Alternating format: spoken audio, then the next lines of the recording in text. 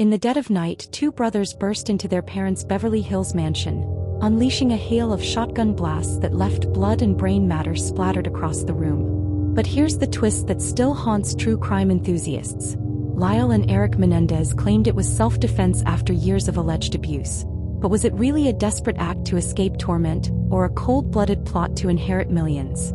Stick around as we dive deep into one of America's most infamous cases, uncovering the shocking details, the conflicting testimonies, and the ongoing quest for justice.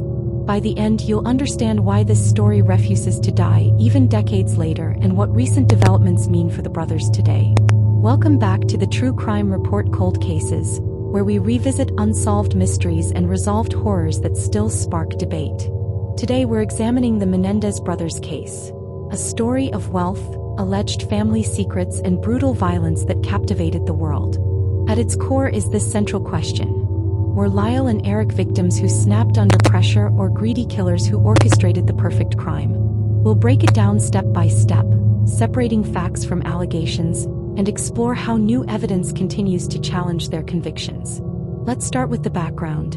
José Menendez was a self-made success story. Born in Havana, Cuba in 1944, he fled to the United States as a teenager after the Cuban Revolution. He met Mary Louise Kitty Anderson at Southern Illinois University, and they married in 1963. José climbed the corporate ladder, becoming an executive at Hertz and later RCA Records, before taking the helm at Live Entertainment. The family seemed picture-perfect on the outside. Affluent, living in upscale neighborhoods with two sons, Joseph Lyle, born in 1968, and Erik Galen, born in 1970. But beneath the surface there were cracks. The family moved frequently from New York to New Jersey, then California. Both boys attended prestigious schools like Princeton Day School and later, in California, Calabasas High and Beverly Hills High. Erik showed promise in tennis, ranking 44th nationally as a junior. Lyle, however, struggled academically at Princeton University, landing on probation for poor grades and getting suspended for plagiarism. Reports from his dorm life paint a picture of entitlement. He allegedly trashed roommates' belongings and violated rules without remorse.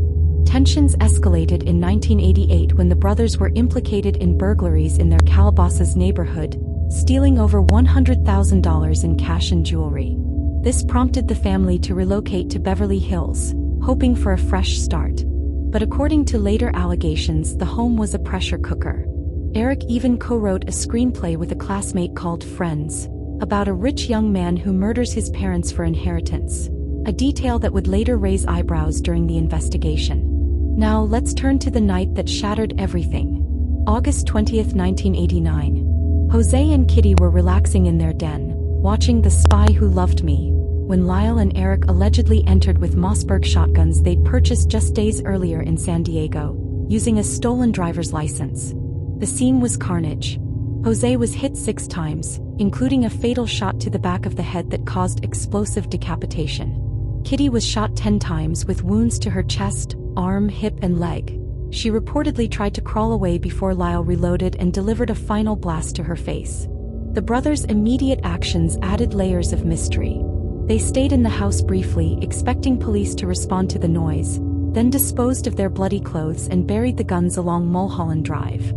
For an alibi, they tried buying tickets to Batman, but ditched the plan when they realized tickets were time-stamped.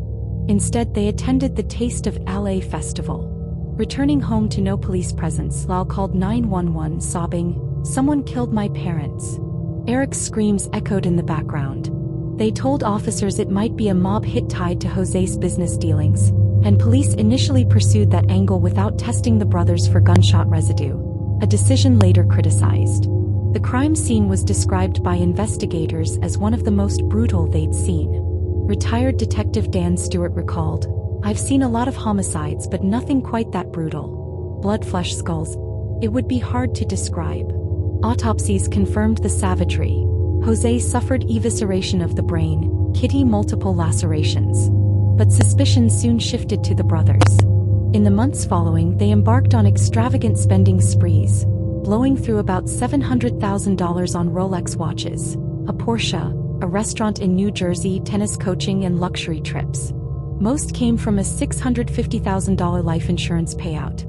Family members downplayed it, saying their habits hadn't changed, but police saw a financial motive, especially after learning the brothers hired a computer expert to delete Jose's updated will, which might have disinherited them. The confession came from an unlikely source. Erik confided in his psychologist, Jerome Oziel, about the killings, citing a desire to escape a controlling father. Oziel recorded sessions and told his mistress, Judalon Smith. After their breakup, Smith tipped off police. Erik's high school friend Craig Signorelli also reported Erik's confession and mentioned their screenplay's eerie similarities. Police wired Signorelli for a lunch meeting, but Erik denied involvement. Lyle was arrested March 8, 1990. Erik surrendered days later after returning from a tennis tournament in Israel. Both were held without bail. The trials were media spectacles. Pre-trial fights centered on the admissibility of Oziel's tapes. In 1992, California's Supreme Court ruled most were allowable, except one where Erik directly discussed the murders. Charged with first-degree murder with special circumstances for lying in wait, making them death penalty eligible. The brothers faced separate juries in the first trial starting July 1993, broadcast on Court TV. The defense claimed self-defense after years of alleged sexual, emotional, and physical abuse by Jose, described as a cruel pedophile, with Kitty enabling it through her own instability and substance issues. Lyle alleged abuse starting at age 6, stopping at 8. Erik claimed it continued into adulthood. They testified that 2 weeks before the murders, Erik revealed the abuse to Lyle, sparking family confrontations. Jose allegedly threatened to kill them if they spoke out. On the fatal night, a closed den door triggered fear, leading them to arm themselves and fire in panic.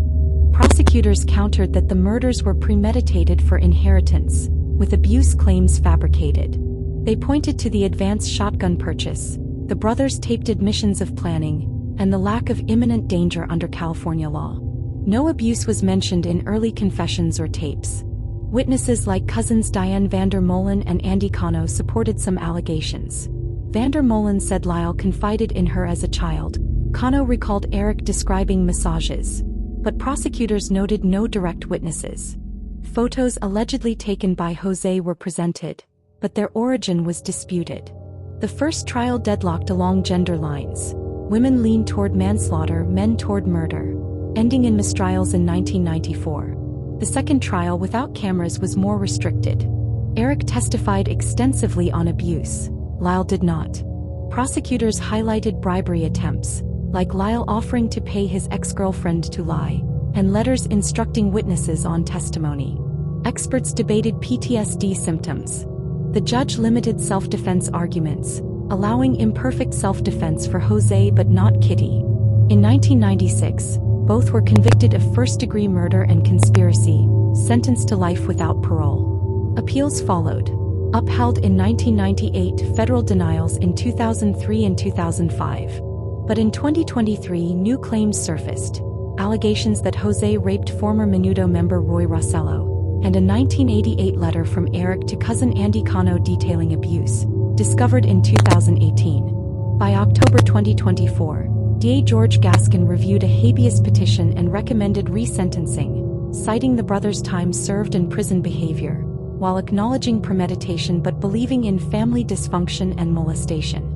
Hearings were delayed multiple times, to January 2025, then March, April, with a June deadline from Governor Newsom. Newly elected DA Nathan Hochman opposed, calling self-defense claims self-serving lies, and questioning the letter's credibility. In May 2025, a judge resentenced them to 50 years to life, making them parole-eligible as they were under 26 at the time. But in August 2025, both were denied, Erik for rule violations and public safety concerns, Lyle for cell phone infractions. They're eligible again in 2028.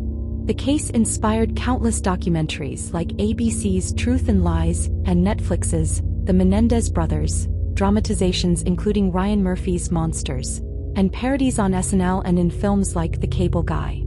Even a Mark Jackson basketball card captured them courtside amid their spending spree.